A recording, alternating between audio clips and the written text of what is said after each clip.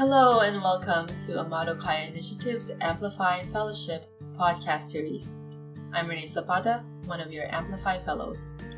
This podcast was recorded on Labor Day, September 2nd, 2024. To honor this Labor Day and the land that I'm on today, and before we begin with our main story, I would like to provide a land and labor acknowledgement to ground our podcast. I recognize that the land we occupy is sacred, and I honor Indigenous peoples past and present. The land that I'm speaking from today is the traditional territory of the Nisenan people, otherwise known as Sacramento, California. Today, I celebrate the incredible legacy of survival, resilience, and wisdom of Indigenous peoples and communities, including federally and non-federally recognized tribes, and tribes and indigenous communities that are considering and awaiting recognition. It is important to note that many of these communities are dedicated to reclaiming ancestral lands and protecting precious lifeways. I also want to dedicate some time to recognize and acknowledge the labor upon which this country and this state is built, on the labor of enslaved people who were kidnapped and brought to this land from the African continent, and recognize the continued contribution of their survivors. I also acknowledge all immigrant and indigenous labor, including voluntary, involuntary, trafficked, forced, and undocumented peoples who contributed to the building of the country and continue to serve within our labor force. I recognize that this country is continuously defined, supported, and built upon by oppressed communities and peoples. I acknowledge labor inequities and the shared responsibility for combating oppressive systems in our daily work. As a new organization, Amado Kaya Initiative is continuing to build and grow. Its programming in alternative media, community organizing and power building work, ethnic studies, healing justice, and indigenous solidarity is just the beginning of its commitment to disseminate indigenous, land-based, decolonial knowledge and promote individual and collective healing, transformation, and liberation. Land and labor acknowledgements are only one small part to show our support and solidarity with Indigenous communities, Black communities, communities of color, and all marginalized communities. But we hope our acknowledgement will call all of us to understand the ways in which we have contributed to the harm personally or as members of broader institutions, and that it will also call all of us to show our support and solidarity with these marginalized communities.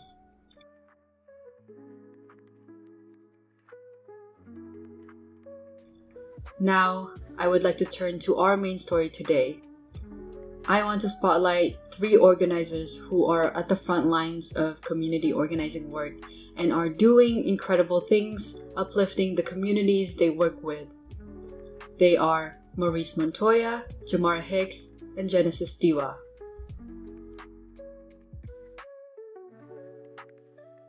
Maurice, Jamara, and Genesis, would you please introduce yourselves to our audience? Yeah, hello everyone. My name is Maurice Montoya. I go by he, him pronouns. I'm a local queer Chicano activist and organizer and multidisciplinary artist based here in Sacramento. But my work, I feel, goes beyond just this region, so I'm really happy to be here. Thank you for having me. My name is Jamara Hicks. I am the founder and CEO of Black Berry Health and Wellness. My company specializes in natural organic products that are geared towards chronic illnesses faced by the Black and brown communities. Hi, my name is Genesis Diwa. I use she, her pronouns. I am an artist, a fighter, a lover from Vallejo, California. I recently moved to Sacramento and am connected to the communities out here. I am one of the leaders and founders of the SPICE program, and I'm a Filipino trans woman. Yeah. Thank you. Thank you all so much for introducing yourselves to our audience. Thank you for joining me here today. It is Labor Day and we are at Southside Park. It is a beautiful day. and we're feeling very grounded. we're literally grounded. We're sitting on a picnic mat and just feeling very grateful for everyone's presence here today. I really wanna chat with you all more about the work that you do, and if Maurice, if you don't mind, if I start with you, can you tell us a little bit more about your story and how you came to the work that you do? Absolutely. So growing up here in Sacramento, I never knew I would be doing the work I've been doing today. It's something that naturally occurred over gradual frustration about the system. As a queer Chicano in Sacramento, growing up in South Sac, I never had a space I grew up in as a youth where I felt like my art, my gender expression, my sexuality was ever a safe thing to be. And I never grew up with resources. And I felt more tapped in, closer to graduating Sac State, to start forming my own movement, based on all of the Chicano movement going on, not just in Sacramento, but also as far as LA. And I felt like there needed to be a safe place for the art scene, for the LGBTQ plus community, as well as to see cultural innovation happen, not just in Sacramento, but surrounding areas. So a word that stuck out to me while I was at Sac State in a Chicana Latina ethnic studies course was decolonize. And I always wanted to have like a marketplace of knowledge and a safe place of gathering. So I formed Decolonize Market more in a way to emphasize community collaboration. But I felt like my personal calling with my own journey in health, being disconnected from my indigenous roots, was to decolonize through food. And I feel like that's the most instantly gratifying way we can learn and dismantle our mindset and decolonize our own mindset. So I always thought, like, of course, having a decolonized market, but that market is beyond just a market. It's more of a gathering of knowledge in a way that we could learn about culture through food as well. So it's just it's definitely like a whole rabbit hole that I've went into. But I'm really proud to be from Sacramento, but also recognizing that as a Chicano, I have privilege to be here on tribal lands of Nisenan, Maidu, Miwok peoples. So I've definitely made it a priority to have every market gathering that I do have some sort of collaboration with the local tribe. So that's all I'll say for now, and then I'll elaborate more. Yes, thank you so much for sharing all that. That was really, it's really amazing work that you've done so far and continue to do. And excited to delve more into it later. Definitely. Jay, you don't mind going? Yeah, no problem at all. I forgot earlier to announce it or to say that I go by she, her pronouns. Okay. But my start with Black Berry Health and Wellness started with my own personal journey.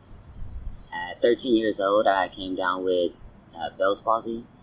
And if you're not familiar with what that is, it's a viral infection that attacks the facial nerves. So it attacked my left side. From that point on, it led to kind of like a snowball effect of different health issues, not just physical health issues, but mental health issues as well. I struggled with depression, a lot of anxiety, and that snowballed into the physical, because at that point I didn't realize how much our entire being is connected. Our minds is connected to our bodies, and our bodies is connected to our spirit, and it all affects each other. So with that being said, starting out with those mental issues so early on in age, it also led me to realize that adequate health care was missing in my community. Because I noticed from my own journey, going to the doctors, especially at age 13 when I first came down with the Bell's palsy, the doctor that I went to see wasn't even familiar with my condition. And therefore, I wasn't properly treated. So I went an entire 8 years without getting any type of movement back on the left side of my face. And then from that, working, just handling life, period, I realized that I was suffering from depression. And I've been suffering from depression my entire life and didn't realize it because all the doctors that I went to see never identified that as an issue for me. It was just always, here, try this particular pharmaceutical or try this particular drug, or, I felt like a guinea pig. So when I was working for Apple, and I was about 4 years in at that point, I had a schedule working from 5 a.m. to 4 in the p.m. And I'm going to work every day. I'm getting up at 4:30 in the morning, and what I notice is every morning I'm going to work and I'm just like in tears, bawling. So I reached out to my doctor via email, and I let her know what was going on. She sent me a questionnaire. From that questionnaire, she decided that it wasn't necessary for me to come in and see anybody or talk to anybody. It was just, here, take these pharmaceuticals. And I noticed that was happening pretty often with my friends, family members. Everybody was getting treated that way. And it happened to be, that we're all people of color. So from that experience, I realized that it's time for us to step back from, the pharmaceuticals and the Western medicine that comes with all these different side effects, and go back to where we all began, which is natural medicine. And that's how Black Berry Health and Wellness was formed. Thank you so much for sharing. I didn't know how personal it was, but I think that's what makes it even more powerful. And I'm really glad to be able to talk to you today. Thank you. Genesis, can you tell us a little bit more about your story and how you came to the work that you do now? Sure. So the roots of my community organizing work really began in Vallejo and Napa, the area that I grew up in. I was working in youth advocacy, and specifically for queer and trans youth, and seeing that, growing up myself in those areas, there was not much queer or trans visibility, for us to kind of to see and connect with. So that was that really informed the kind of work that I do, because that's so important to be able to see yourself in your community. And when I was working at several schools in those counties, I saw that's there was such a big difference, or a lot of progress since when I was growing up. There was so much more queer and trans youth now, out and visible, but there was still this lack of support for them, support systems. And so that's part of what the work that I was doing was to help build those systems for them, or those support networks for them. Because visibility, I always think of as a double-edged sword. So there's the part that gives youth hope and makes them feel like they're a part of a community, but then there's the other side of it, which is the backlash, right? And that comes from the general public, because of all of these messages that we get about queer and trans people, and they're in a negative light. And so a lot of these youth that I would work with were struggling because they were ready to express themselves, to come out and be who they are, but they were receiving backlash, whether that was from peers, from adults in the community, and even teachers, even staff members. And so it was this constant it was this constant uphill battle for them, to feel safe, and that's what a lot of my work was centered around, was creating safe spaces. And then, when I moved to Sacramento last year in 2023, there was this, I took that with me, and was also needing to connect with my own community, other queer and trans folks of color. And so I found the ballroom scene out here, which, for me growing up, like, since there was no real queer or trans scene in my hometown, I had to leave and go to, like, the Bay Area, San Francisco, Oakland, to find those communities. And so I was already connected to the ballroom scenes out there, and then I came out here and also connected to, there wasn't really one until really this year that we started creating ourselves and growing ourselves. So, now it's this this beautiful community that's growing, and we hold ballroom sessions every weekend, and that's like our sanctuary. It's our sacred space to be with each other, and to practice the art form of voguing and ballroom. So after coming to find my community here in Sacramento, we created a space for ourselves, and outside of that space, we would also hang out, enjoy each other's company. And so one night, me and a few of my sisters and a couple other friends from the scene decided to go out to celebrate one of their birthdays. And it was a great night. We had a lot of fun just dancing, and there was a queer DJ that night that was performing at Golden Bear, and we our friends suggested that we go and check it out.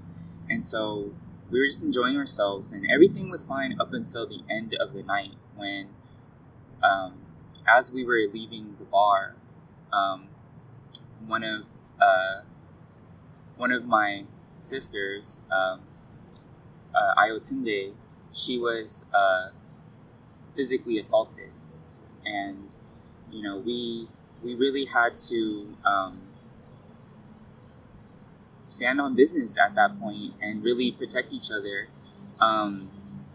It was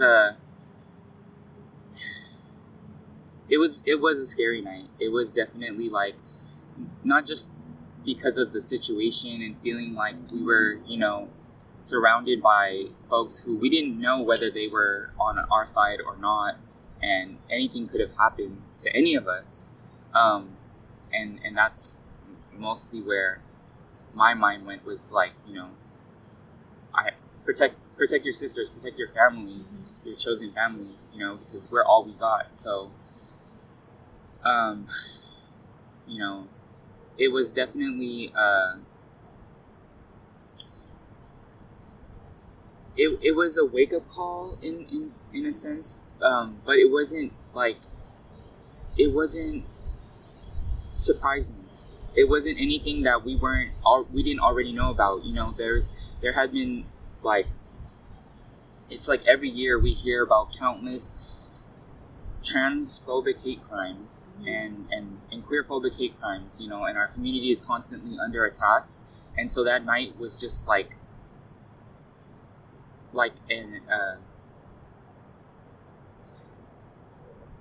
a symptom of a larger problem. It was just like an example of that, and thankfully none of us were critically harmed. So in response to that attack, we definitely saw the need for a collective. We definitely saw the need for collective organizing, and that meant everyone kind of standing on business and really making sure that we were taking care of each other, and and also centering the needs of those who, sit at multiple intersections of oppression. And with that, so we created the Spice campaign, or the Spice movement. And SPICE stands for Street Pride Intersectional Community Empowerment. And it's that's a mouthful, but it definitely, each word is very intentional. So starting with street, that is a homage to the street activists and street workers, specifically the trans women of color who started, the liberation movements that we are still working on today, that we are still, fighting for, and specifically Marsha P. Johnson and Sylvia Rivera, two trans women who were community leaders in so many ways, and really took care of the queer and trans youth, many of whom were homeless and because they were kicked out for being who they are. And so they started their own movement called STAR, which stood for Street Transvestite Action Revolutionaries. And so STAR is really the blueprint for trans liberation today. And that's what we want SPICE to be modeled after. So, and that's where the pride comes in, because we would not have queer and trans pride without people like them. Intersectional community empowerment, specifically intersectional focuses on, like I said, the centering the needs of the most marginalized within our community, and that is that is Black trans women.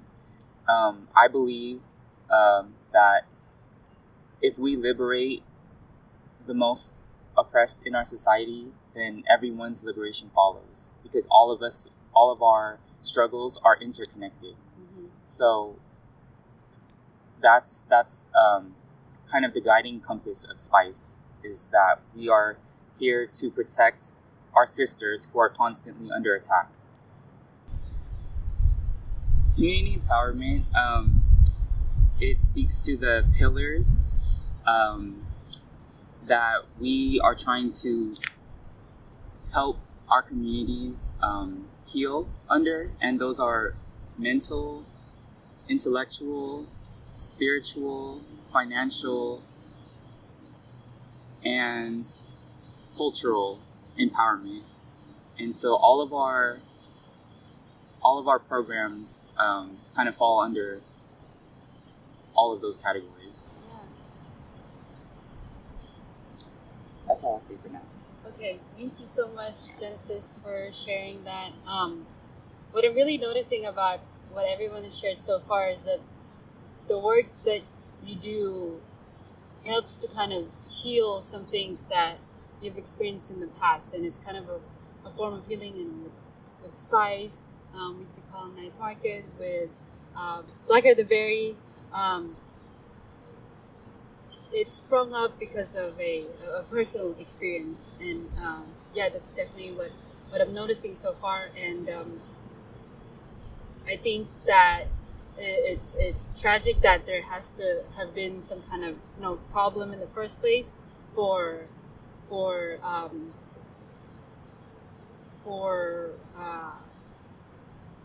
folks to realize, like something more needs to be done about this. But if it's not us who will do the work, then who will, right? So I want to kind of jump off of what Genesis just shared. It's a tragic and a horrific transphobic hate crime, really. It's what happened, and thank you for sharing that with our podcast today. I'm wondering, for you, Maurice and Jay, you've shared a little bit about it earlier, but for you, could you maybe pinpoint to like a moment that happened where you kind of realized there was like eye opening, or a moment that kind of opened your consciousness about a larger issue, or was it something that you felt was kind of gradual? I absolutely think that that's a great question. I absolutely feel it's gradual. As a youth, you're entering your teenage years, and as a brown person, I realized that the cards were quickly not in my favor. And I was in situations since I was 15 years old, when I was perceived as an adult, that I was guilty until proven innocent. So, of course, I was born and raised in South Sacramento, but my dad moved to the Mission District in San Francisco. So going back and forth since I was a youth, I was seeing the stark differences, both good and bad, in the communities, such as gentrification. That's where I first experienced like racism and being stopped by a cop and his, hand was on his gun, was in San Francisco, where it should be a safe space for queer people, where I was told, to answer to white neighbors that felt like I didn't live in that area because I was brown, and quickly realized that as a brown person, not all communities of color were having solidarity with one another. So the more I learned and grew into a man, I also seen that as a brown person, you're already perceived as angry before you even open your mouth. You're already seen as too much, too loud, too dangerous when you enter in a room. So growing up and not seeing that the programming that I was enrolled in high school was not welcoming to my brother and I was heartbreaking, because I already felt like we were excluded really early on by our own communities, in Chicano communities. That's where we first experienced homophobia. So I felt like growing up in a household that upheld whiteness, that excluded us from our indigenous roots, that put on a status quo of going to college. Luckily, I found in college the exact opposite, which was dismantling all of that I've been through, decolonizing. And that's when I first started to experience a relief of the years of depression, obsessive compulsive disorder, of feeling not attached to any single purpose in life, was to give back to the people in community that might have felt exactly how I felt. And it started during COVID. And I realized I'm a pre-diabetic, which is also a result of colonization, of being ripped away from our food pathways that are indigenous. And I thought, well, a great way to gather community in a safe space and to have everyone convene together, but also a way to heal one another and to decolonize, is through food. Every market, every gathering, there's food. But having a way that we can have a pathway to have access to food that's not only flavorful and cultural, but also healing, is why I wanted to gather the way I wanted to gather, and to make sure that we're protecting artists and vendors, because the scene has never been for artists and vendors, especially throughout Northern California.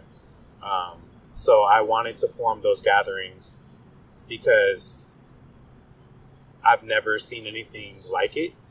I formed Decolonized Market simply by being inspired by a group of people.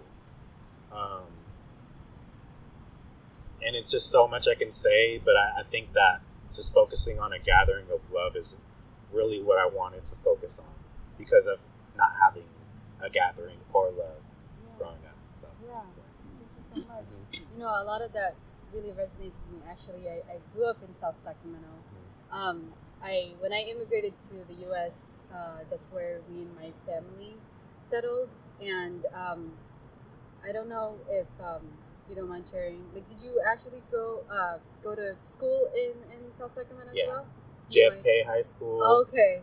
Sac City College, Consumnes River College, and then Sac State. Okay. But I was at MLK Elementary. Okay. So that's why I quickly realized it's not safe. Yeah. I went to Simon Jackman Middle School and Valley High School. I don't know if you have heard of or familiar with them. But yeah, definitely resonate with a lot of that. I primarily, as you know, primarily Black and Brown community, huge immigrant population, and for me, it's weird because it was like my peers looked like me, you know, Black and Brown immigrant, all really the same socioeconomic status, all the same like working class families. So I didn't feel, and growing up, didn't feel ostracized by my peers, but it was more so the system. Like, I knew that the school and the community that I was a part of, quickly learned that you're not getting the same resources as, like, you know, a street down when you cross the city line to El Grove, because that's kind of like a where Valley High School sits is kind of like at the border of Sacramento. And I think as an immigrant young Filipino woman, you don't know these things, you know, when you're growing up. Like, growing up in the Philippines is everybody's Filipino. So it's you don't notice it until you notice it. And I definitely also really connect with what you said about, like, it wasn't college where you kind of learn how to dismantle all these things. College also for me was very transformative, not for like the academic institution that it is, or the the white ivory tower around it, but more so for the ethnic studies that the education in ethnic studies that I gained. It was very transformative and really opened my eyes and was healing in a lot of ways too. And so I just wanted to share that. I always feel a sort of kinship when I meet folks who grew up in South Sac.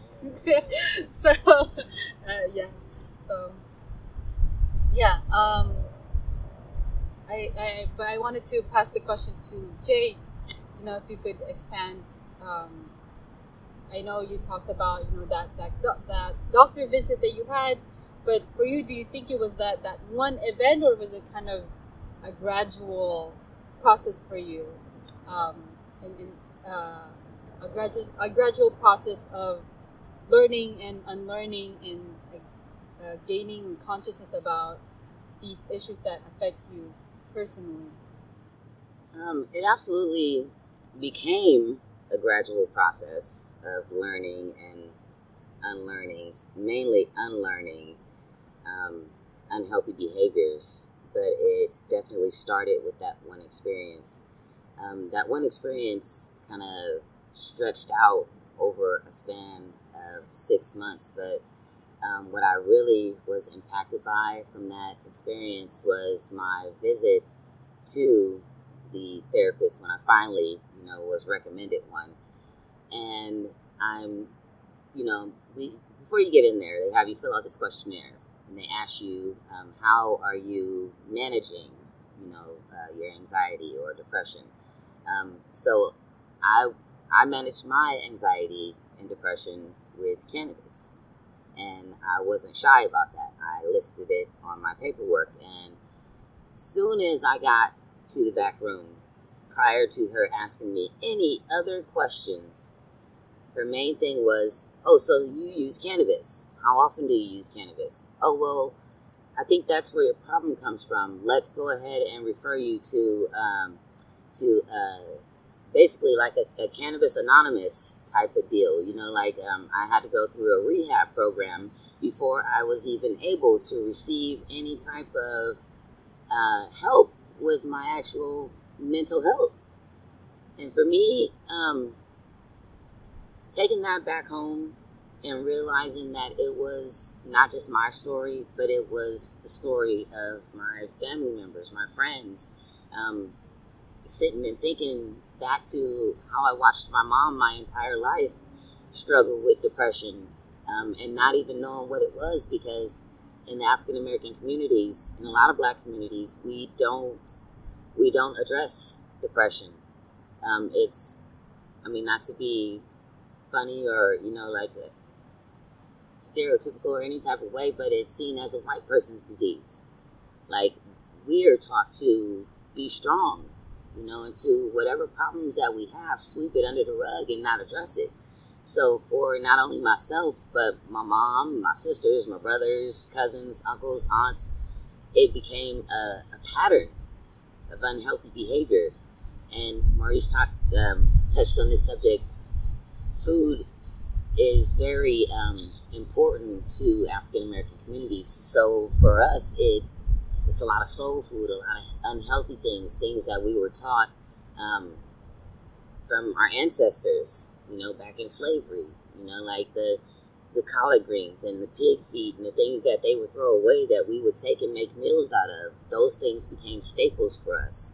But what we didn't realize is those things that we were putting into our bodies, those were contributing to our health issues. It was turning into diabetes. It was turning into depression. It was turning into gout and rheumatoid arthritis and everything else that we were facing, which for me was more of a realization. Like, this is happening to not only just me. This is happening to an entire community of people, not just Black people, but brown people as well. We're not receiving adequate health care. As soon as we go in there, they think that we're only there for drugs. And that is a stereotype that has been placed on Black and brown people, and not at any fault of our own, but this is what we receive when we go to the doctors. They're not trying to address our problems. They're trying to put Band-Aids on them. Mm-hmm. So they throw all these different pharmaceuticals that have side effects and, basically just leading back, to them going into our insurances and getting our hard-earned money, so they can continue to push this poison, mm-hmm. which isn't doing anything for anybody. Mm-hmm.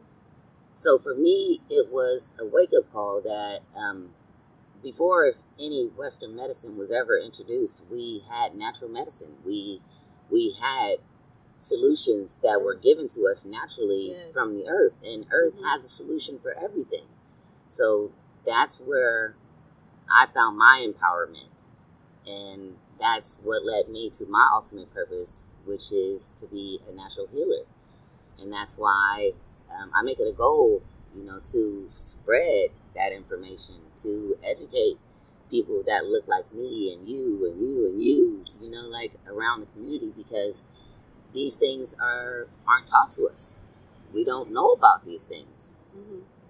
There's nobody teaching us about natural medicine. There's nobody telling us that there's an alternative mm-hmm. to these drugs and poisons that we are receiving from these doctors. Mm-hmm. And we have developed this kind of trust and reliance on these doctors that we take their word and we just run with it without doing any type of research of our own. Mm-hmm.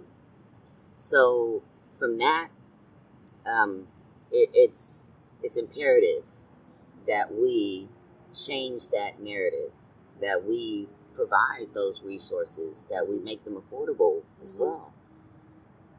And that's what Black Berry is geared towards and here for. Thank you so much for sharing. That's really important work, and I'm glad that it exists. I'm reminded of the fact that mainstream narratives, what they tell us is that doctors are someone you can trust, right? And whatever they say goes. But we're not often educated on the fact that doctors or scientists have prescribed what they claim to be medicine on Black and brown communities, and it actually was poison. I mean, literally. And they've done like experiments, on Black and brown bodies, and so I think it's very important to acknowledge that there's a mistrust there, and rightly so, because they don't actually care for the health of all people and the people that they claim to serve. And well, they use the guise of healthcare, but it's really oftentimes like domination or profit that they're after. So I'm really glad that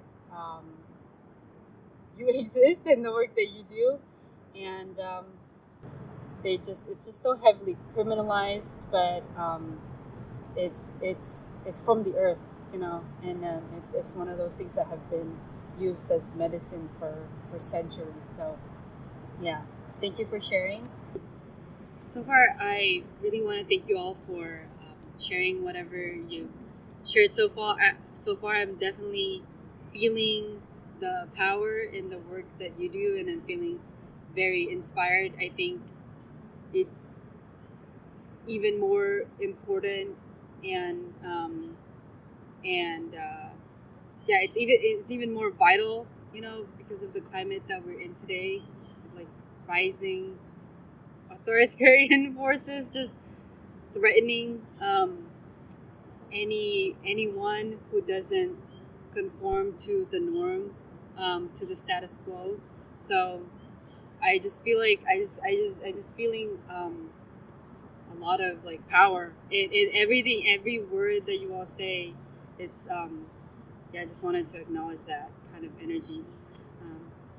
But now I really want to, if I could kind of shift gears a little bit and want to ask you more about, some rewarding aspects of the work that you do.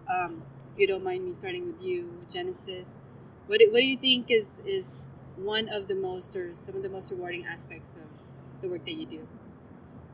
Sure. I say this like almost after every session, that I feel my heart feels full. Seeing my family just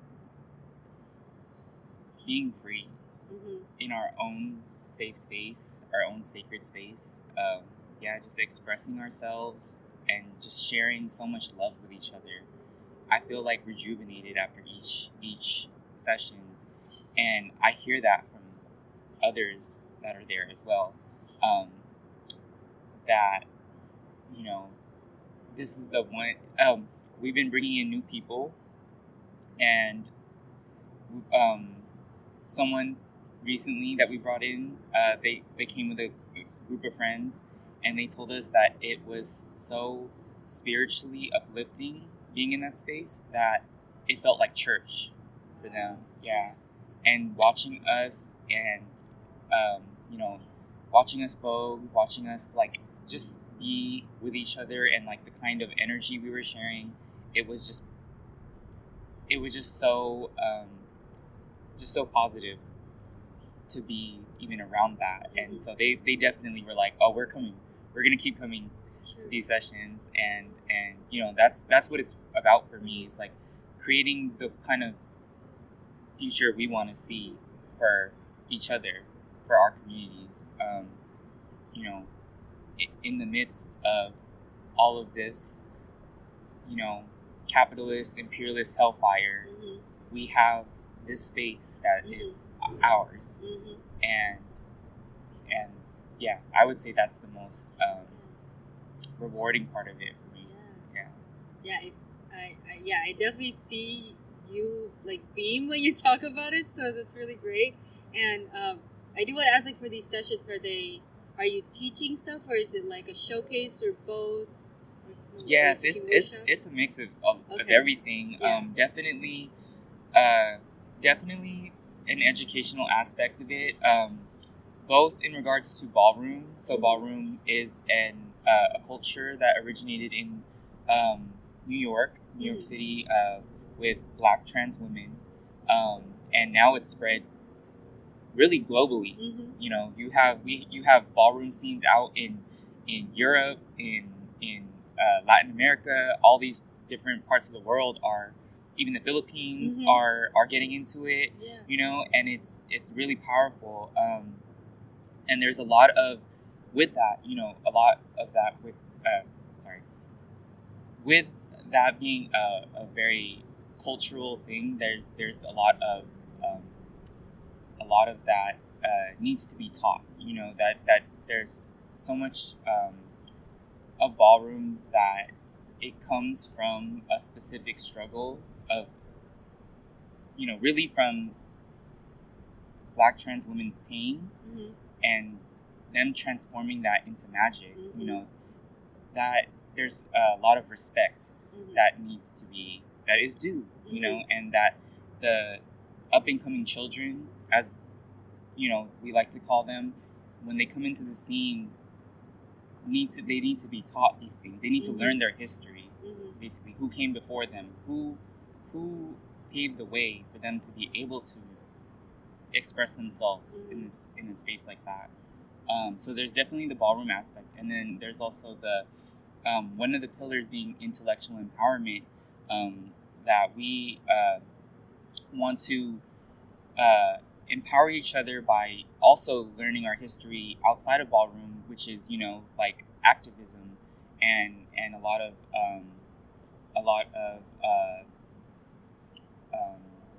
queer and trans and people of color, like, you know, also paved the way for us to be able to be here. So yeah, there's definitely a lot of what was your question again? It was just about, if it was like a teaching session or a showcase, or yes, so a mix of both. Okay, yeah, gotcha. Yeah. Thank you. Jay, if you don't mind answering, you know, what do you think is the most rewarding aspect of the work that you do, or if there's many, like, what are some of them? There are many rewarding aspects to being a healer. I think the most rewarding aspect is helping somebody overcome something that they've been going through, like mentally, physically, emotionally, spiritually, and helping them get to a better place to where they're actually feeling happy and healthier. That journey itself is rewarding, you know, just to see the changes in them, to see them go from not being able to get out of bed to now getting out of bed every morning with a smile on their face and actually living a more rewarding life, a more fulfilling life. And I think for me that's what keeps me going. You know, it gives me a sense of peace and a sense of joy. It makes me feel whole when I'm able to help them get to a better place in their health. Yeah, that is everything. Yeah. That is everything. Yeah, because our health is everything. Yeah. Yeah. Thank you so much. Maurice? Yeah, definitely. I think one of the most rewarding aspects of being of service to community, it's really to learn that our hierarchy and spread that knowledge that to folks, that the hierarchy of needs that we are told to do is self-love at the top and everything else below. And it raises kind of a society that can be a little bit self-centered and self-oriented, and wellness are different than isolating and selfish character traits.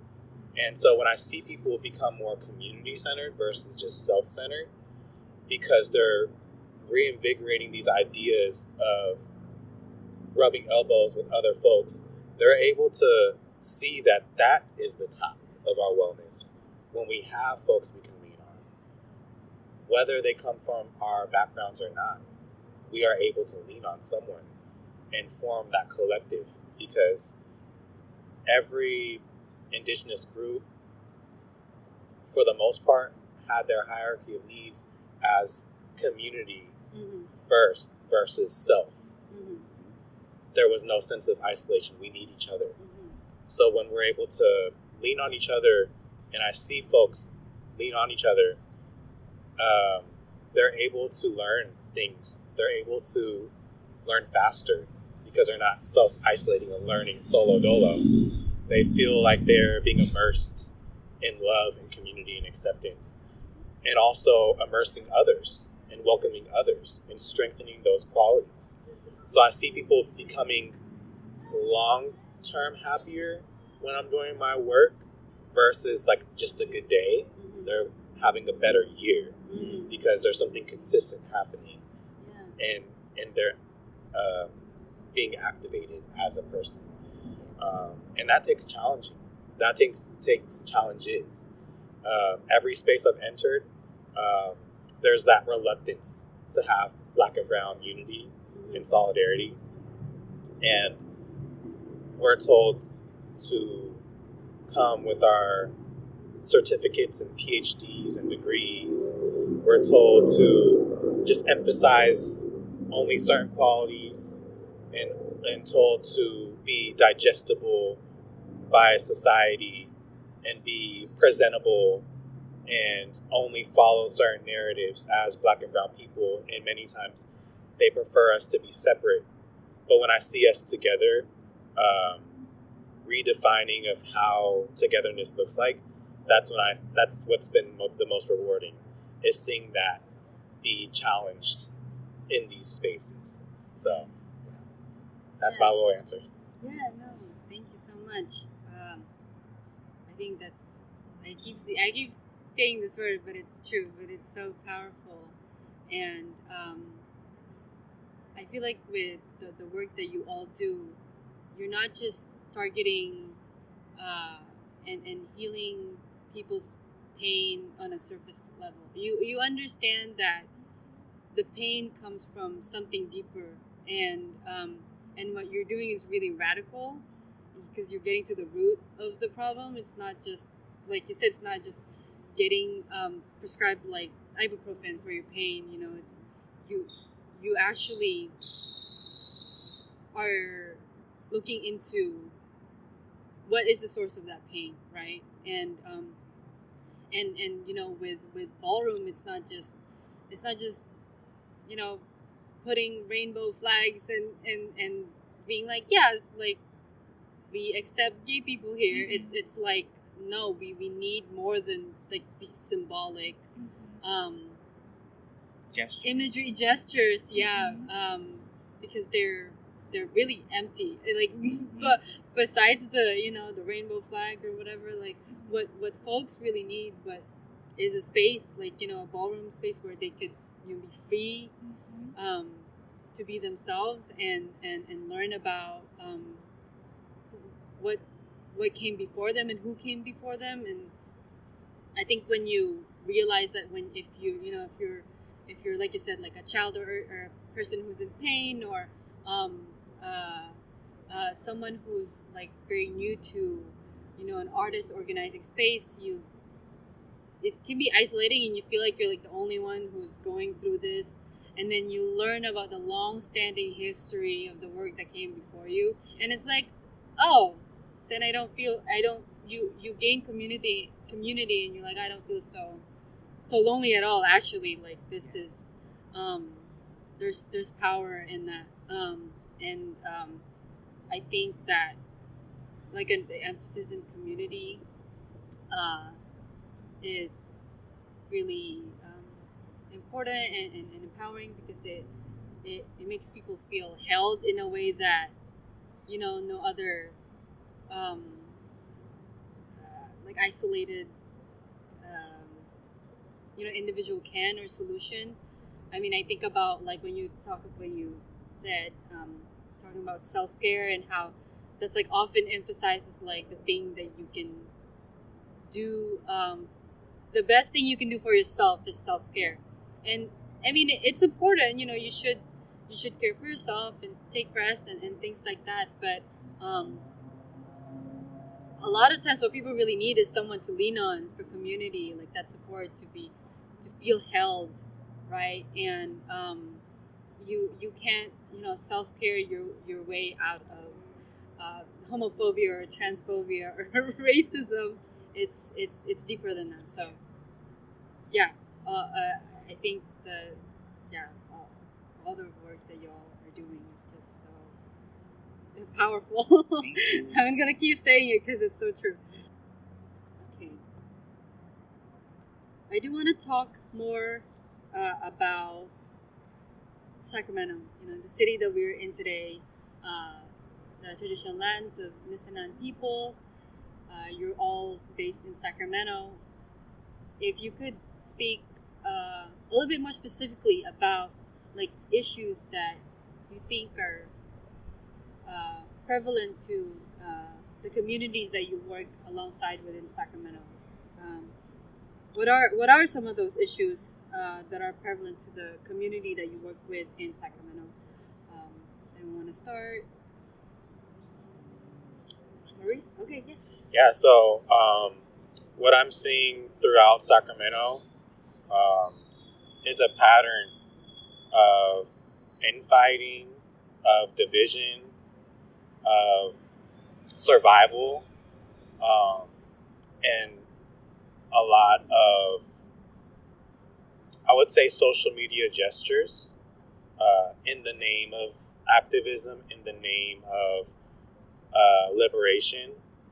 But behind the scenes, I'm seeing by fellow community members, by fellow leaders, a lack of compassion to go the extra mile to make sure that this is a consistent, thorough, well thought out series of historic moments in this city. I'm seeing a lot of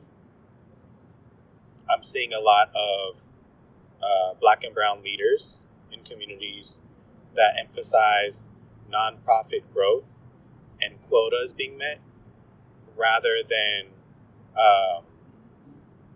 that satisfaction that we should feel beyond these transactional moments.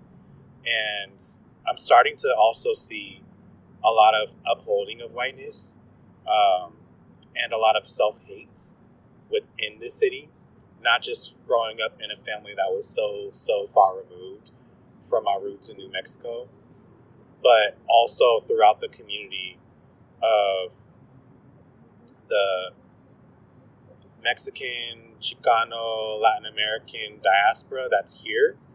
That can be extremely divided among each other, but also judgmental of other neighboring groups and not necessarily welcoming. And, just something that I've had a prerogative of doing is making sure that even within our historically Chicano spaces, that we're challenging our leaders to be extremely thoughtful with our programming and a lot more welcoming than what we're putting out to be. Because it's just a lot of wordage and a lot of talk and not a lot of consistent action that's thoughtful and considerate. So I would say right now, Sacramento has great moments, but Sacramento has let me down a lot. And just in general, it's such a spread out county in general that I feel like that makes it more challenging to have more unity when North Sac doesn't like to go to South Sac and South Sac doesn't like to go to East Sac and West Sac. All of these things contribute, and there's so much factors that come into play. But I think that when we emphasize liberation, like Genesis mentioned, we're emphasizing Black trans women and not always centering in our own experiences in the community. And I feel like that would be something extremely beautiful to see out here. But like I said, it's a lot of repetitive patterns happening where it just kind of has a little backwards effects. And I would say unwillingness to be challenged. The leaders, I feel like they're not willing to accept accountability or challenge. So these ideas take more emphasis. So it's a really fine line I feel like a lot of organizers walk on, because a lot of our change has nothing to do with money and everything to do with action. So I'll leave it at that. Thank you. I do actually want to ask you a follow-up question, if you don't mind. When you talk about kind of like a lack of consistency, are you more looking for like building momentum, and what you're seeing is like one-off actions? That's not like we're not continuing to build. It's like we're working in silos. Is that what you would say you're seeing? Yeah, what I'm seeing is a lot of the powerful leaders in community, they work on capitalistic time. Okay. They measure all of their events to be during man-made months and themes rather than consistent programming throughout the year. Whether it be Chicano liberation throughout the year, Black liberation throughout the year, and an unwillingness to have that throughout the year and saying, oh, we're just only going to do this month and a one-time thing and we'll revisit it next year. And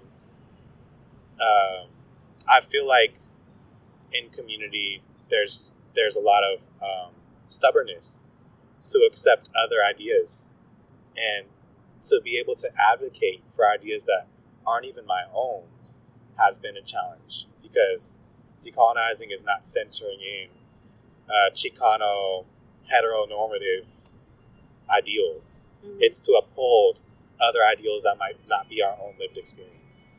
I hope that answers your question. Of course, yeah. Thank you. Yeah, I wanted to turn that question over to Genesis. What are some issues you think are prevalent to the community that you work with in Sacramento? For me, in regards to alternative and natural health care, it's not just an issue for Sacramento, but it's an issue for just the world in general. You know, like as African Americans, as Chicano, just Black and brown people in general, it doesn't matter where we are, we don't receive adequate and efficient health care. Even so far as just the structure of the buildings. You go to let's use Kaiser for instance. You go to a Kaiser in South Sac, and that Kaiser is pretty much broken down and beat up, but then you go to a Kaiser in Roseville, and that one is immaculate, and they have all these new wonderful devices that work, and that actually work. Yeah, I've seen it.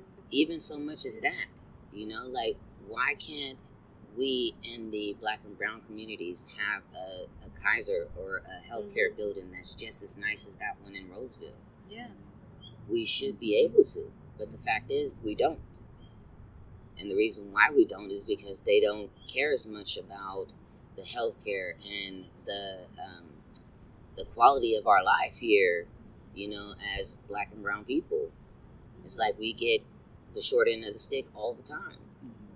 Whether it be healthcare, whether it be our protection from, our so-called officers, police officers, our doctors, our lawyers, our whatever, it's always the shortest end of the stick. It's never the adequate, efficient, quality representation that everybody else is receiving.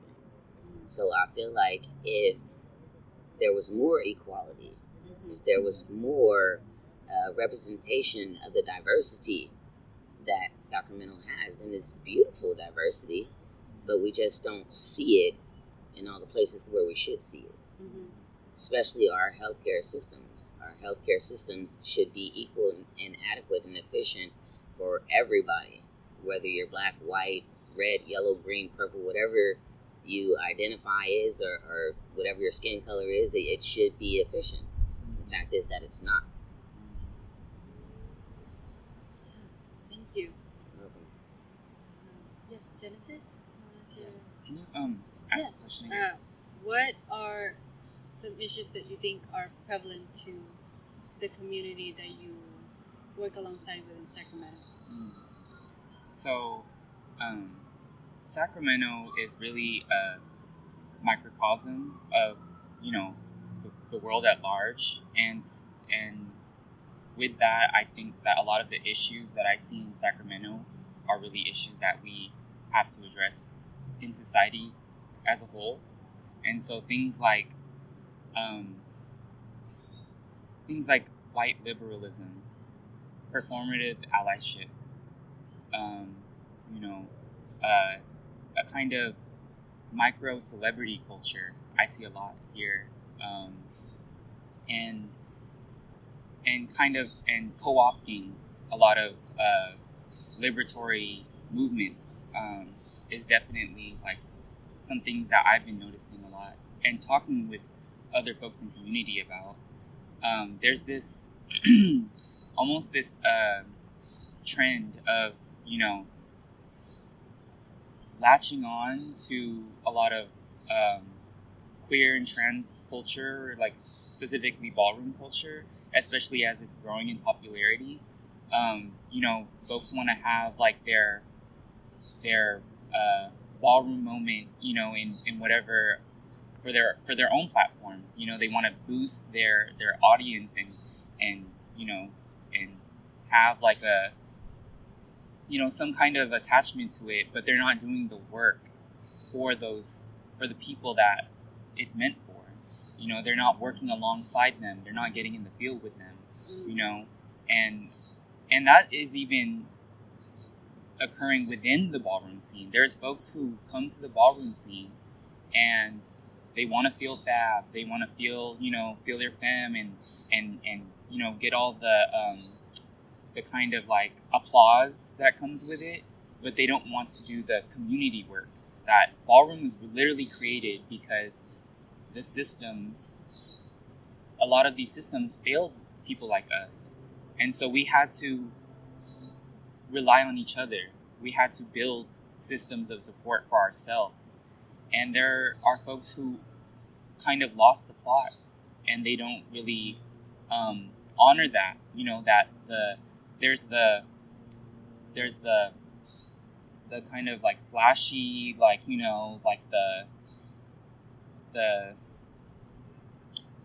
they want the flowers but don't want to put in the work to sow the seeds, so to speak.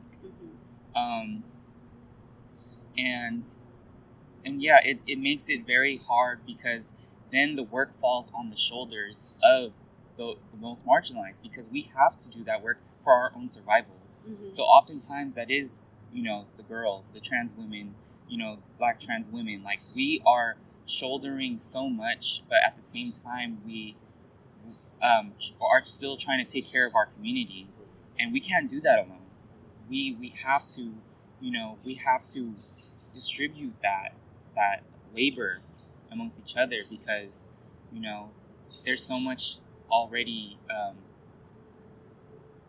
We're being attacked from so many angles, you know. So that's something, you know, a consistent message I have at the Spice sessions is look out for your sisters. Pay attention, you know, check in with them, check in with your sisters, because you don't know what they're going through, you know, more often than not.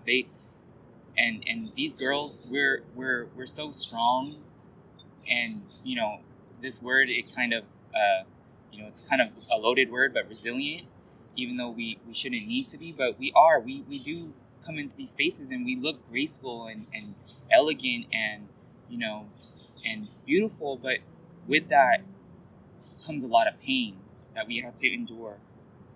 With that, it comes a lot of struggle, you know. And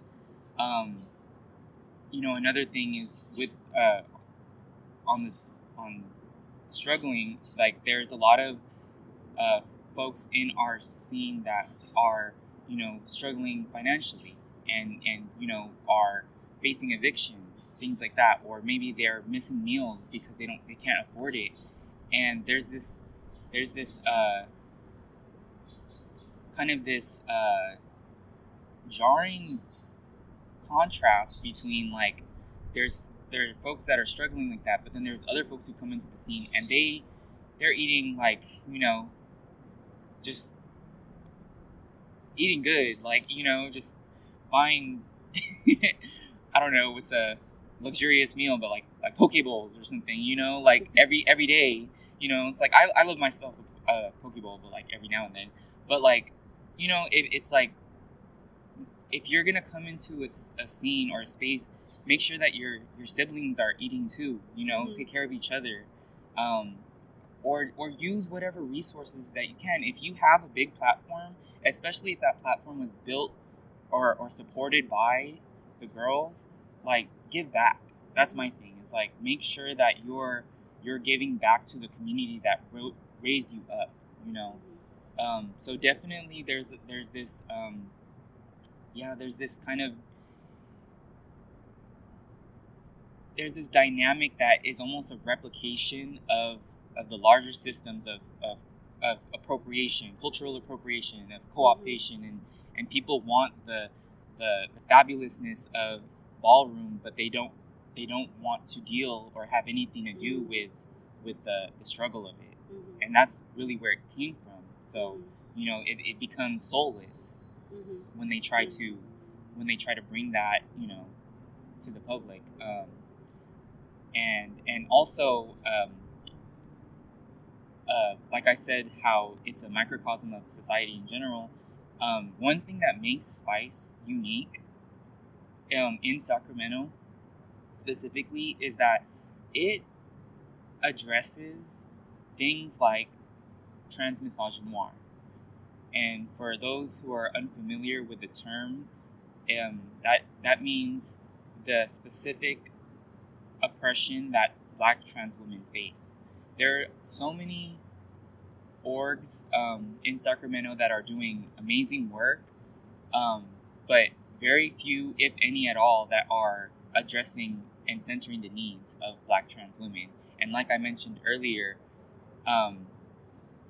their liberation is tied in with all of ours. It also draws upon the quote, and if anyone remembers who said it, feel free to speak on that. But the quote is, "None of us are free until all of us are free."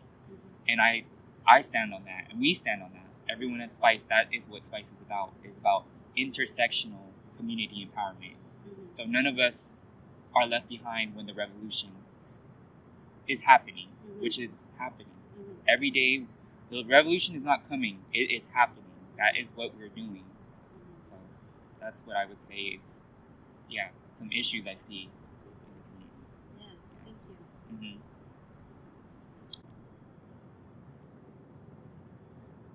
So Jay, you talked about seeing a stark difference between hospitals in South Sacramento versus hospitals in, let's say, Roseville.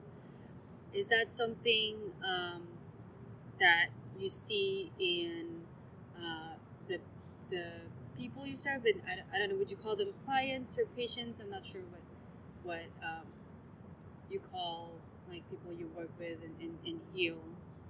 I don't know what. Just call them people. Oh, people. Yeah. Okay. Do they come to you and tell you, like, that experience, like, personally, like, getting a difference in the quality of care if they are from South Sacramento versus if someone were to be from Roseville or in a wealthier, more affluent part of Sacramento? I hear it all the time, especially like at the markets. Like I'm one of those people where people just come and they tell me their entire life story without me even having to ask. So I get a lot of information and a lot of different types of stories from people that's just sharing.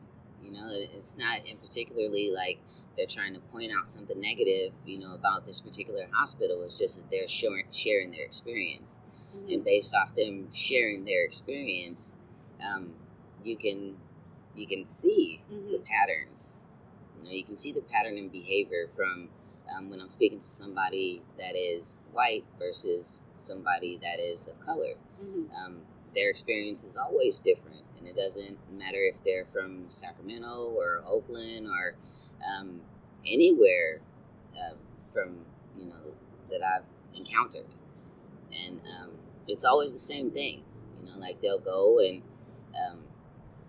let's say, for instance, my leg is broken, or something like that. Like, I'm going to the hospital because my leg is broken. Like, why are you trying to, treat me for something else that's not even the issue?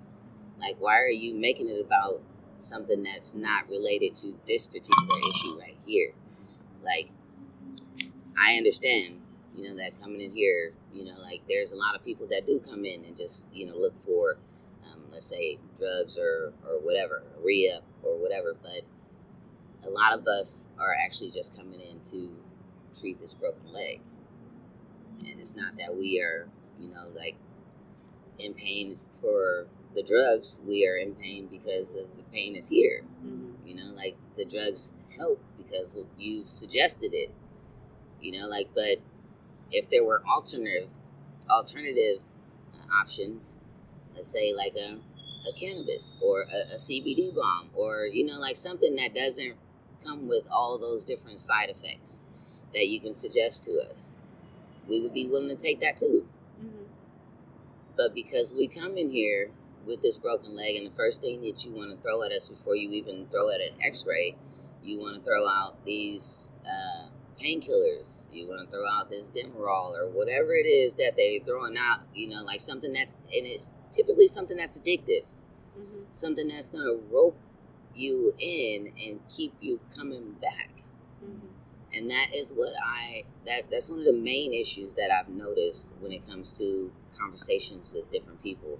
Like, when I'm talking to a white person, like, they're not really giving them a bunch of like additives, like things that's going to keep them addictive. Like, they're giving them something that's going to lightweight treat the issue and send them on their way.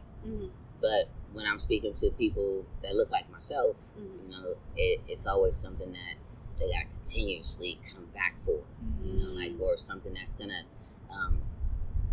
get them addicted very easily. And for me, that's one of the more noticeable things, that I see talking to people. Yeah, it's more like, it's not really healing, it's like extracting something from them. Yeah. Like healing their pain. Yeah, it's giving them something that's gonna numb them from one issue and turn them on to another issue. Right. It's gonna create more issues, and it's gonna just piggyback off those same issues. Because I don't know if you've ever listened to one of those commercials that come on the TV. Yes. And they're telling you about all the wonderful things that this medicine does, but then at the end of that commercial, they're like, "Oh, it's going to cause you this, this. You're going to have, side effects. Yeah. And why?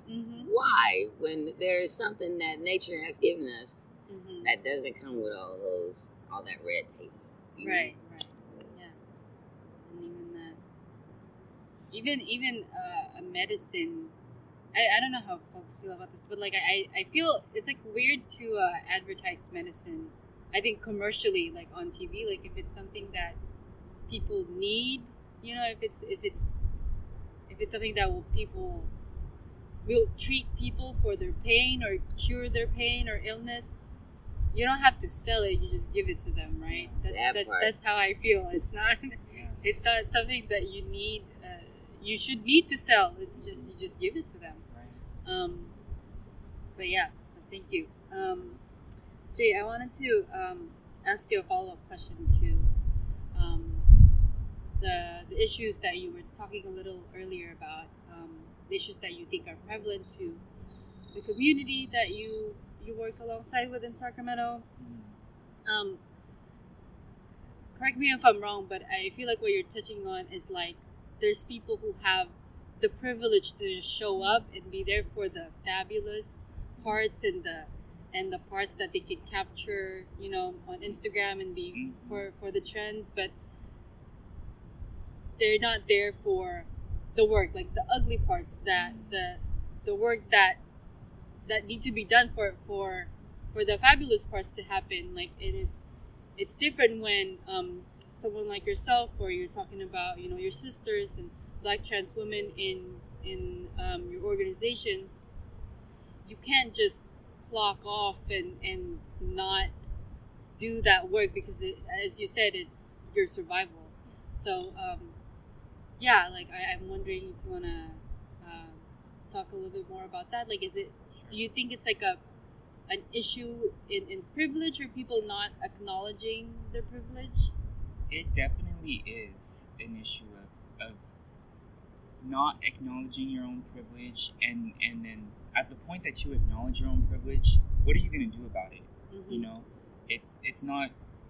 I feel like sometimes people get intimidated maybe by conversations around privilege, because it's outside of their comfort zone. That's what privilege is. It affords you comfort Mm-hmm. that other people do not have. Yeah.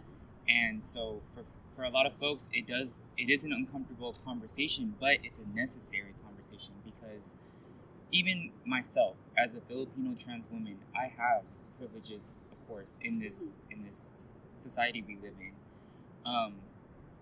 But that, for me, that meant when we were attacked, I was with 3 Black trans women, and though we all were injured in that attack, I still recognize that at the end of the day, the initial attack was on a Black trans woman. Mm-hmm. I was there and I helped in the moment as much as I could, but following that attack, there's like so many layers, right, of the reactions that people had, it like the backlash we got for even going public about the campaign. And I recognized that, like, my sisters really didn't have the capacity or the energy or the time to even start the campaign, to advocate for themselves, because, like I said, they are focused on survival. Mm-hmm. I also was focusing on my survival and my recovery, but I still did the labor of capturing exactly what happened, of typing it out, really like almost like reliving that trauma. Mm-hmm. and doing the research about, like, rates of homicide against trans individuals in our country, and doing that to be able to put out a campaign that would resonate with people, while recovering myself. So I feel like that was my contribution, was like, even though we're all hurting right now, I'm gonna, take this on, because I know, like, it's gonna help y'all, and it was very, like, intentional. Mm-hmm. That, I wanted to make sure that folks knew that this, yes, this was an attack on trans women of color, but specifically, it really was, a symptom of this greater attack on Black trans women. They if you look at the rates of homicide against trans people, it's very clear that the largest percentage of victims are Black trans women. Mm-hmm. And then following from that, you have Black trans men. Mm-hmm. And it goes from there, and that's really like an effect of the propaganda that a lot of us are fed from, these systems, like that trans people are the enemy, Mm-hmm. or queer people are the enemy. Mm-hmm. And it's like, you listen to these conservative,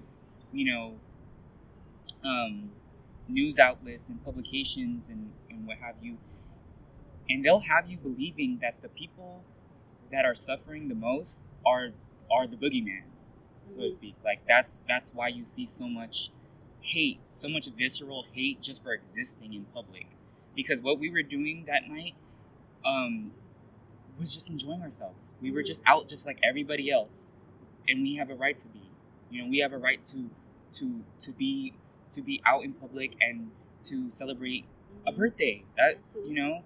That's such a innocuous thing, Mm-hmm. or it should be, but just because we didn't align with those people's expectations of what a certain gender looks like, we were attacked for it. Mm-hmm. You know, and yeah, so I think that it's definitely so to bring it back to the point of privilege, there was folks there that, like, you know, it was a large crowd that was around us when we were attacked, and a lot of them, like, wasn't sure, we weren't sure if they were, you know, on their side, on the attacker side, or our side, until after the video came out. And a lot of folks who were there, they were saying that they, you know, they were on our side, but in the moment they didn't do anything to step in, to intervene. And there is a lot of privilege in having that position, you know. Like, I said this in the campaign, but folks need to realize how much power they have in simply just stepping in and expressing that you're not going to stand for this. Mm-hmm. Because that will really deter Mm-hmm. the attacker in any kind of hate crime, whether it's based on gender, sexuality, racial. Like, if the attacker knows that they do these things because they think they can get away with it, Mm-hmm. basically, Right. you know. So if you show, like, collectively, like, this is not gonna fly, they're much less likely to carry out the attack. Yeah. You know, so that's in the moment kind of ways you could use your privilege. Mm-hmm. After the fact, there's, you know, we were getting so much backlash for speaking out our story, for saying our truth. And even we saw that even with our friends, like our friends who were queer but not trans, so cis queer people, Mm-hmm. cis heterosexual, so straight people would go to them and say, what really happened? Because I saw what the you know, what they were saying happened on social media, but I want to know what really happened, because people are inclined to not trust trans women. That's what trans misogynoir is. Mm-hmm. You know, our word is not taken for the truth. So they would ask our friends and people who weren't even there what really happened, you know, and they would tell them, if they were true friends, they would tell them exactly what they said happened, you know. And that's using your privilege, is boosting your sister's, you know, fight, basically, their advocacy, because we're not believed. Mm-hmm. That's just the truth, you know. So that there's so many points in this whole, like, you know, in the timeline, Mm-hmm. that you can step in and you Mhm. can use your privilege, you know. So yeah, that's what I would say about that. Yeah, no, thank you.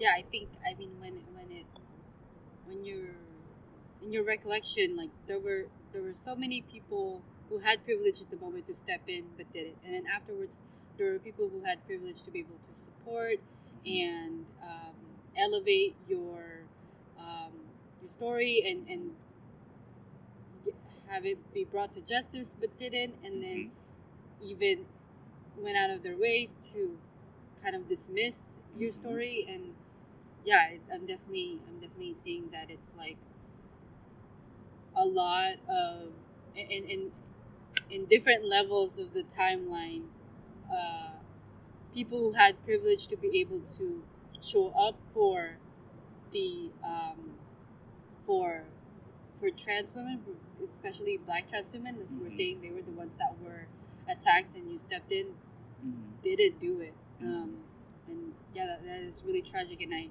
definitely see that, hear you, that is an issue in Sacramento.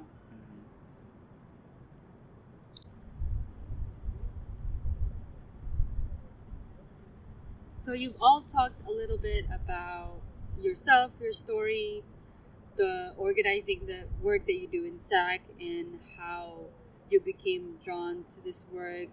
You've also even touched upon some challenges that you faced and the rewarding aspects of it, and even talk more about, specifically in Sacramento, what are some of the issues that are prevalent to the community in Sacramento. Now, I really want to talk about the solutions that are being done around these issues, because there's a lot of issues, but there's also a lot of work, and I think that is something that is always worth highlighting. You know, when folks face these issues, I think that oftentimes, like, there's this mainstream narrative that you kind of ask for a handout for help, or you kind of just, they think you're like a helpless victim or whatever. But I really want to highlight that folks are really powerful, and that that the solutions exist. It's just that it's not often that they're being heard and elevated, and brought attention to. All the issues that you've all talked about today, there are solutions for all of them, and I want you all to kind of tell me a little bit more about what are the solutions that you have seen be effective in addressing these issues. I want to start with Maurice. Yes. A major solution is empowering our leaders to be actual healers, because I feel like a lot of people are leading for the paycheck, and a lot of people are leading to heal themselves and heal the community. Because when we hold people accountable, that is a solution, because we're telling them to redirect their focus and to have a sense of urgency for the community. Because without that sense of urgency, it's like, oh, I'll get back to that next week or next month, or oh, we'll just cancel this and postpone this. And it's just like, the community needs to eat. The community is experiencing food deserts. The community is experiencing a need for education beyond these institutions that are limiting our education. And if we don't have people that have that sense of urgency, then we don't have solutions. People that sacrifice, that is the solution, because not everything is going to uphold that self-love. It's going to uphold community love first. So a solution is just, I would say, invigorating community education and accountability. The other solution is when, as leaders, we need to be welcoming to our artists, our healers, our vendors, because so many markets, as we've seen, they take advantage of the artists. They take advantage of the vendors. They overcharge them. They're transactional with them. They don't even provide them adequate attention to detail, water, food, while they're vending in their spaces. But they're surely making money off of them. They're surely making money off of their designs in their stores. So a sense of collective compassion when we're building community, not just building community out of our own self-interest, but out of that urgency for each other. And then the other thing is being sure to learn about active programming and not just recreating the wheel when the wheel in Sacramento has maybe already existed, and just researching ways to support an active program versus creating a duplicate of that program, because it's cringy to look around and to see everyone doing the same thing but separate from each other, because they don't even want to work to support an active system that might have been around, because there's that lack of urgency. And then the other thing is just being able to combat food deserts by having more food distribution. There's just down the street from Southside Park, there is the CMB neighborhood program, and based in Oak Park, they have food distribution programs throughout every single week of the year, and it's just amazing work. And there's a lot of collaboration that can happen easily, and it takes volunteering, not paid opportunities, volunteering. So I could go on and on, but that's mainly what I wanted to focus on. Thank you. Absolutely. Jay, what about you? What are some of the solutions that you've seen be effective in addressing the issues that you've talked about before? I think the one and the only solution that we have right now is to be advocates for ourselves, especially when it comes for our healthcare. Our healthcare and our health in general is everything. Without our health, we have nothing. So instead of taking somebody else's advice, even a doctor, like, do your own due diligence, do your own research, look into alternatives instead of just accepting what they're giving you, because not everything that they're going to give you is going to be good for you. Sometimes there is a better solution, and all you have to do is look for it. But I would say that of all the solutions, being an advocate for your own healthcare is the most important when it comes to making sure that you receive adequate healthcare. Absolutely, yeah. Only we know our bodies the best, right? Mhm. So yeah, I hear you. And Genesis, what about you? What are some of the solutions you've seen be effective in addressing the issues that you talked to about before? I would say the big one was is collective collaboration. So Maurice spoke on that a lot, specifically in regards to Spice. When after the attack happened, there, despite all the backlash and the the, the dismissal from a lot of folks who weren't really in community to begin with, like they weren't checking for us anyway, so it didn't really stop us what we were trying to do. Despite all of that, there were a lot of folks who showed up and stepped up, and one of them was Maurice and Decolonized Market, and also my cousin Nikki, um, who is a founder of SAC Filipinx LGBTQIA. Um, Both of them, in response to what happened, boosted our story on their own platforms, to their audience, to their followers, and they weren't asked to. I think that was the key part, is that we didn't have to go out of our way to ask for that support. They were on it. They were like, we see that this is affecting part of our community, and what can we do to help? And that was like, I can't thank them enough for that. Um, Same with there was a few other organizations that we've been working with, and some of them are still kind of like in it. Spice is still in its early stages, so we're growing, but we're still kind of like working out a lot of these connections. But some other organizations I want to shout out are the Trans Defense Fund LA. So they're based out in Los Angeles. They saw what happened on social media and boosted our story as well on their platform, and even sent me and the girls free self-defense kits, because that's what they do down there in LA. They're not a nonprofit. They are a grassroots community organization, much like Spice, and they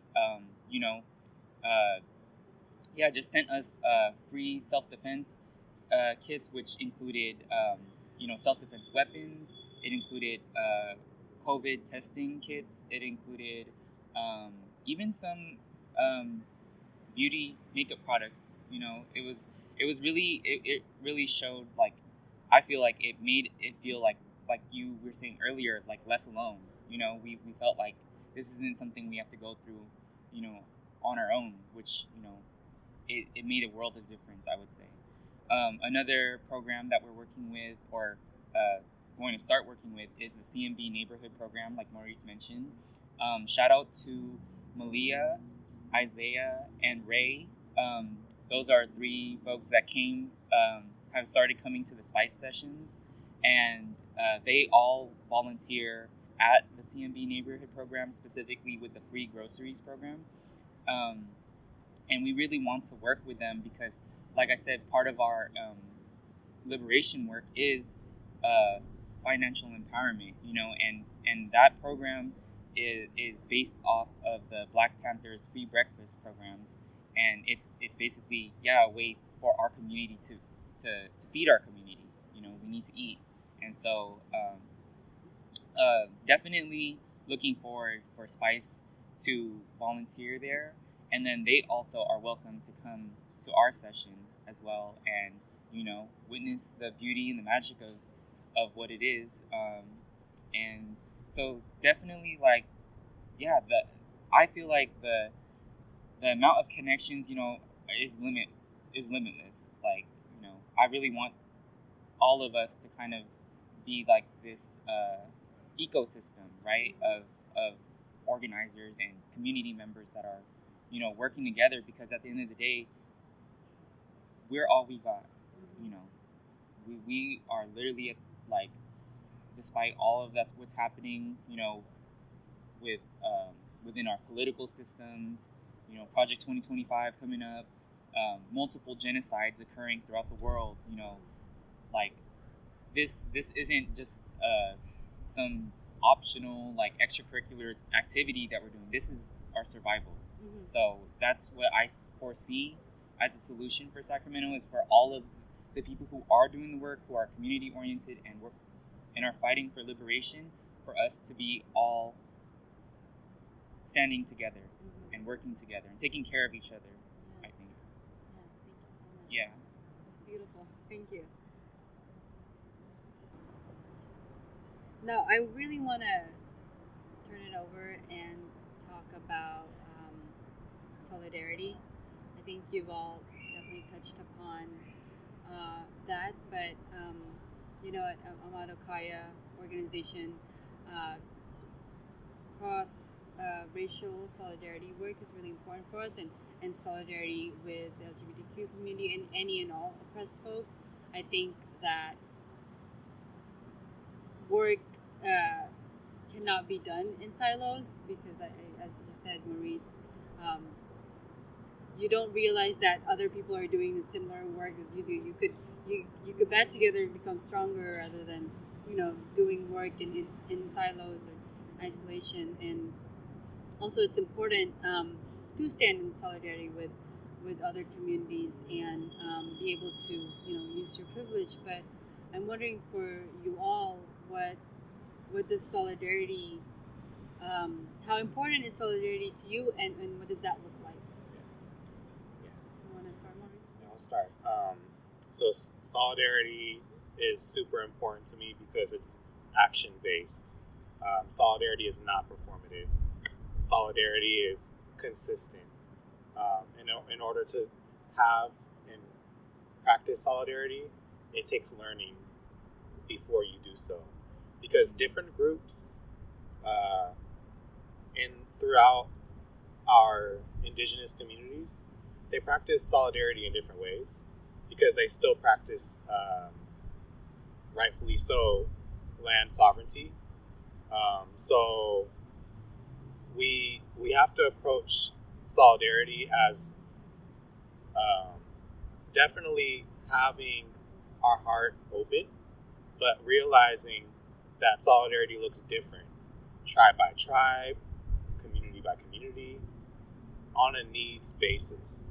And we need to be able to enter in spaces as a learner, because our approach that we might have learned in different environments do not apply everywhere.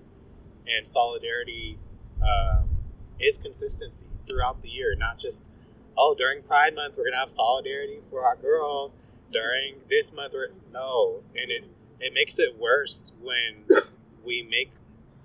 we only emphasize a 1 month solidarity and on to the next month and we're gonna change. That can happen, but consistent programming should happen as well. And solidarity looks like advocacy, and it looks like challenging the system that might lead that solidarity, because they might not be doing it as consistently or consider it as important because time passes and there's other issues to have solidarity with above others. And having solidarity means challenging systems that uphold whiteness, that might have white donors. So they're trying to appease white donors, and they answer to white men, and they look away from having solidarity with the communities that they serve. So being able to challenge those people and say, don't lose focus, because we have work to do, and this work is beyond a paid job. This is a purpose. So solidarity should be a purpose that keeps evolving throughout our work. So that's drop it right there. Thank you so much. Yeah, that's good. Jay, you want to talk about what solidarity looks like to you and how important is it? For me, solidarity comes back to the concept of oneness. If we can allow ourselves to recognize and accept that we all come from the same cosmic bowl of energy, we're all made from the same thing, I think that it will be a little bit easier for us to apply solidarity to every situation. Because for me, when I'm looking at Maurice here, I'm not looking at Maurice, I'm looking at another version of myself. I'm looking at another spirit that is experiencing this reality on its own, like for itself. So when I think about it that way, it's easy for me to walk into any situation and extend acceptance and love and tolerance. And I think that if we can bring ourselves back to that concept of oneness, then solidarity is easy to carry with us in every situation. Absolutely, for sure. That was really wise and profound. I definitely agree with that. I think solidarity shouldn't be hard. If you see the person next to you, your neighbor, as another part of yourself, or you see a version of yourself in them, I think it makes it easier. I don't know why.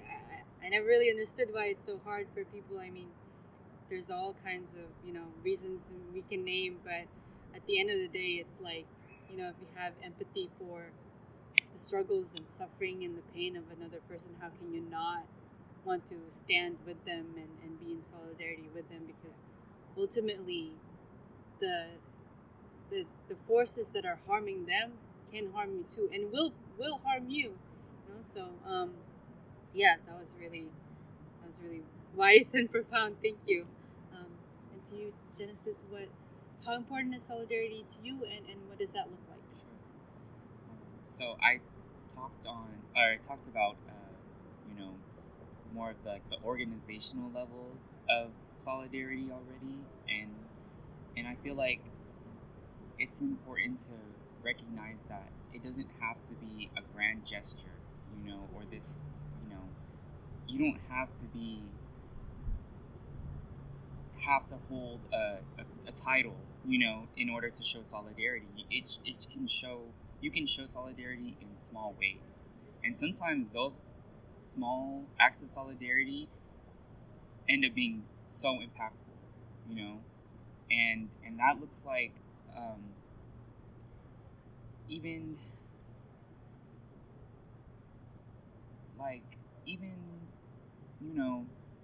saying, like, okay, I'll just use the spice again, for example.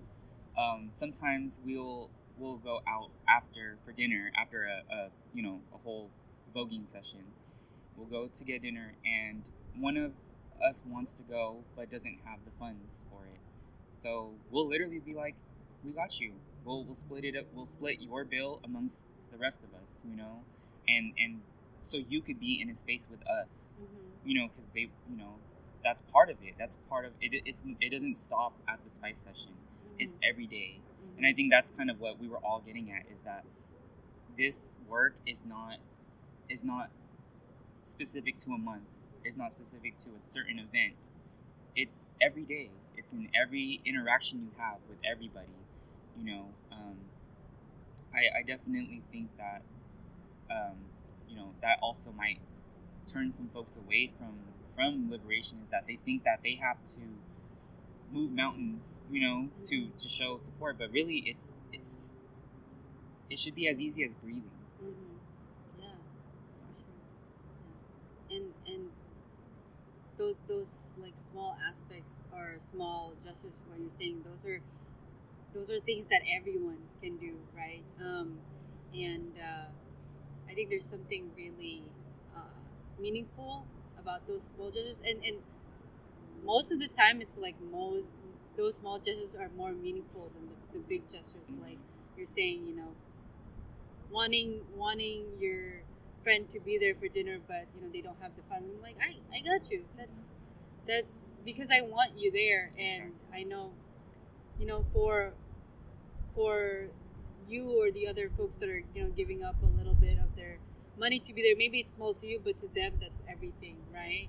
And I think that if folks have more of that mindset, it would definitely definitely a better world. Thank you. Not to close our session today. I wanted to ask if there's anything more that you all wanna add to the podcast or mention, if there's anything that I'm missing or maybe you forget, or anything that's coming to your mind at all that you want to share with us. I can say that if for any folks who are listening and are interested in joining the Spice Sessions, we have them every week on Saturday from 3:30 to about 7:30. It really changes. Like we kind of have the space and the approval from the folks at the center to be there as long as we feel, like as long as we want. We usually end around like 7:30, maybe 8:30 the latest. And there is a group chat that we communicate, like if there's any schedule changes. Also to share messages like any community events they want to boost, or mutual aid campaigns, things like that. So if they want to be added to the chat, feel free to reach out. Can I give my social media? Yeah. My @ on Instagram is Genesis Jade, and all the E's are 3s. So that's J3N3SISJAD3. And I'm sure we could type that out too.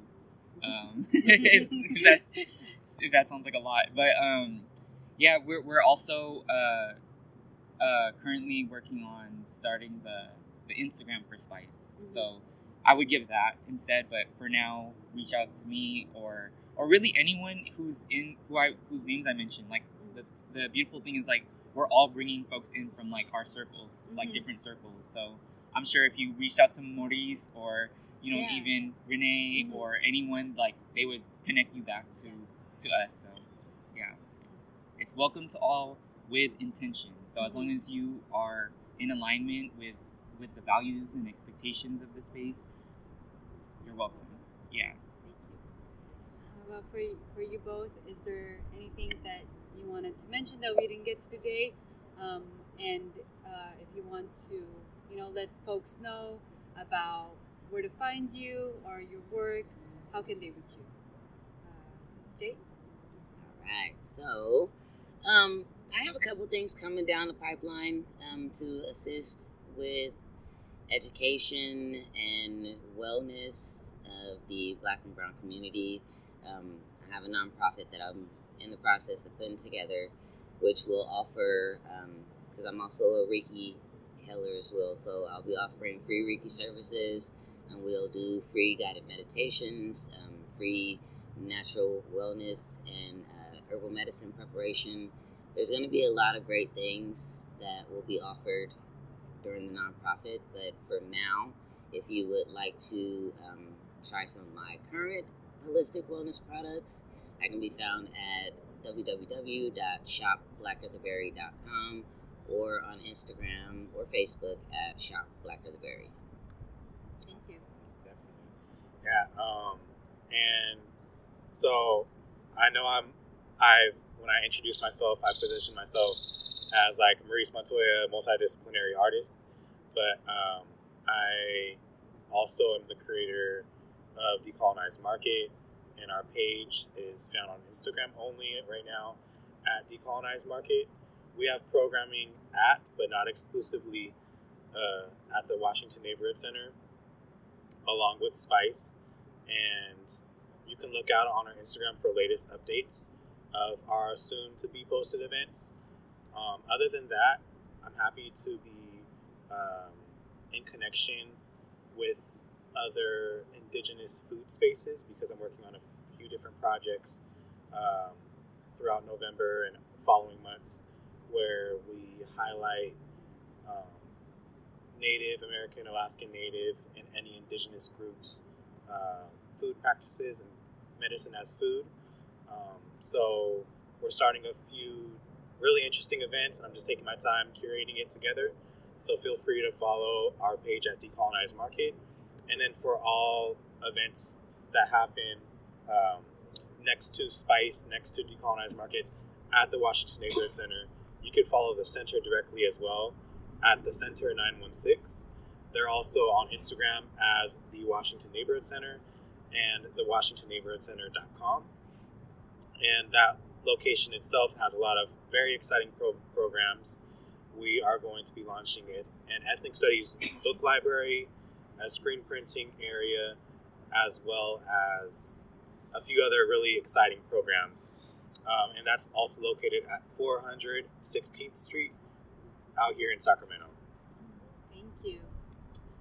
I- Thank you so much. I forgot to mention that the sessions are at the Washington Neighborhood Center. Thank you so much. I really want to personally thank you, Maurice, Jay, Genesis, for joining me today and sharing your stories. I feel very grateful and very inspired and also energized. I'm really excited to edit this podcast and make it all come together. I just want to thank you all, and I hope that our listeners can also feel energized, inspired by everything that's shared today. Thank you. Thank you so much.